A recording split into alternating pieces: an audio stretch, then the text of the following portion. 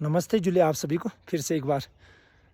तो ये आप लोगों के समक्ष जो मैं एक बहुत ही सुंदर उत्कृष्ट विषय के बारे में थोड़ा-सा मैं बताने का पूछ के कोशिश करूँगा। आगे चलते हैं हम खम्बू जी के तो समक्ष। सर्वप्रथम तो सबसे पहले मेरे दोस्त आचार्य जी और खेम्बू जी अनुवाद कई भाषाओं में जो है इन्होंने उपाधि प्राप्त कर चुके हैं।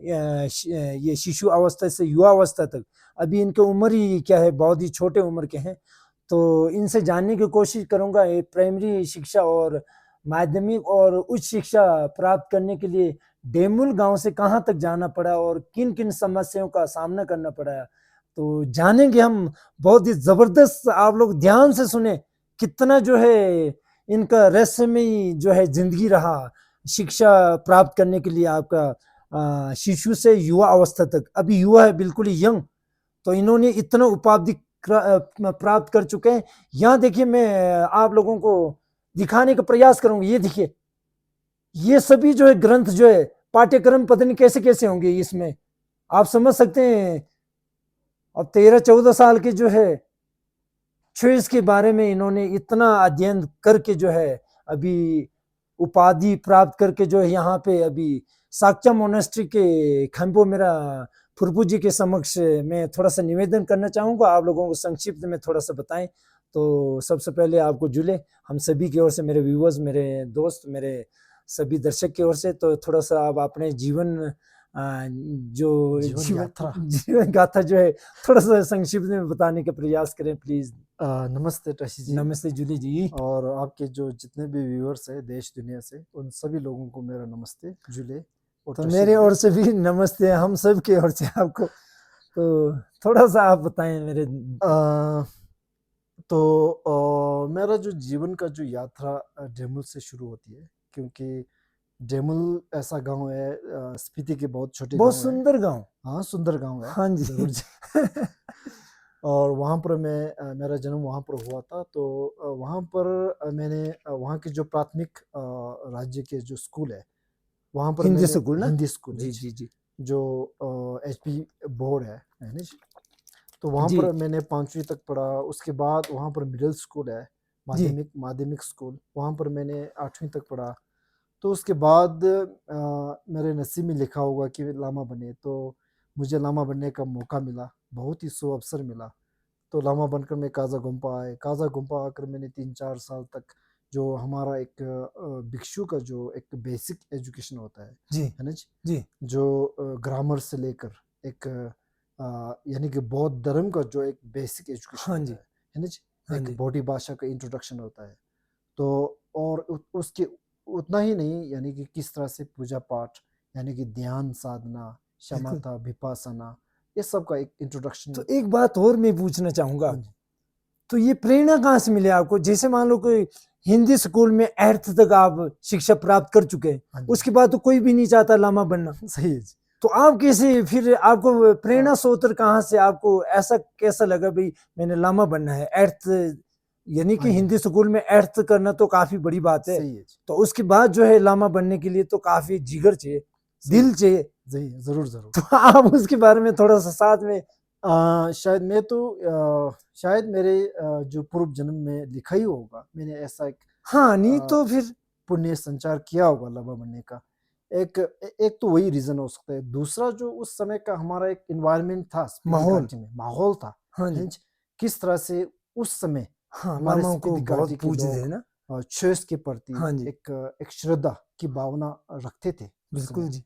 एक लोगों के प्रति, लामाओं के प्रति, एक मोनास्ट्री के प्रति, गोम्पा के प्रति, है ना? जी। तो वो एक एनवायरनमेंट था जिसने मुझे प्रेरणा किया। और हुँ। दूसरा जो है, हमारा एक स्पीति घाटी के एक ट्रेडिशन है, जो छोटे भाई को लामा बनना लामा अनिवार्य बनने है। का एक अनिवार्य अनिवार्य समझ लो तो आप। नहीं, यानी कि एक सुअवसर हाँ, प्राप्त तो दिया होता है।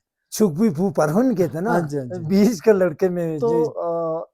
एक ऐसा एक स्पेसिफिक कारण नहीं है, बहुत सारे कारण प्रेरणा स्रोत है, जी, जी। जिसके कारण मुझे लामा बनने का मौका मिला, देखो ना किस्मत। है ना जी? जी, जी। तो उसके बाद मैंने यहाँ पर पढ़ाई, जो रिचुअल्स के बारे में, ध्यान साधना के बारे में कंप्लीट करने के बाद में वहाँ भीड़ में हिमाचल में ना हाँ जी, हाँ जी, चौंतड़ा में हाँ जी, हाँ जी, जोंगसर इंस्टीट्यूट वहाँ जी, पर जी। गए। वहाँ पर जाकर मैंने 12-13 साल तक जो भगवान बुद्ध के जो एक त्रिपिटक कहते हैं ना जी, अच्छा जी, विनय पिटक, सूत्र पिटक, अभिधर्म पिटक, पहली बार सुन रहा हूँ। है ना जी, भगवान बुद्ध की जितने भी टीचिंग्स 45 इयर्स उन्होंने जो टीचिंग्स दिए हाँ जी, उन सभी टीचिंग्स को 3 भागों में विभाग किया है। हम कहते हैं ना जी क्या कहते हैं कंजूर, हाँ, हाँ, हाँ, कंजूर, तेंजूर, है ना जी, हाँ जी, कंजूर जो है दिनेशुम कहते हैं हमारी भाषा में। अच्छा जी, 3 भागों में विभाजन किया हुआ था, है ना जी। कंजूर, हाँ जी, कंजूर, कंजूर 103 या 104 पोथी है ना जी। अच्छा, वो सब सब्जेक्ट वाइज 3 यानी उसमें 3 सब्जेक्ट में डिवाइड किया हुआ है। अच्छा, अच्छा, अच्छा, यानी कि दुल्वी दिन बोलते हैं विनय पिटक। अच्छा जी, विनय पिटक एक ऐसा सब्जेक्ट है जो लामाओं के लाइफस्टाइल में, है ना जी, लामा क्यों बनना है, रूल्स रेगुलेशंस के बारे में बताते हैं। और सूत्र पिटक अच्छा, ध्यान साधना के बारे में, है ना जी, हम्म, चाहे वो कोई भी आदमी हो लाइफ में, है ना जी, तो उसको एक माइंडफुल होना ध्यान साधना का बहुत ही इंपॉर्टेंट होते हैं लाइफ में। तो उस सब के बारे में ध्यान साधना किस प्रकार से करना है वो सूत्र पिटक में बताया गया है। और अभिधर्म पिटक उसमें ऐसा सब्जेक्ट को कवर किया है जो रियलिटी सत्य क्या है जीवन में, सत्य का एक्चुअल ज्ञान में होना, सच्चाई क्या है? एक्चुअल में सच्चाई।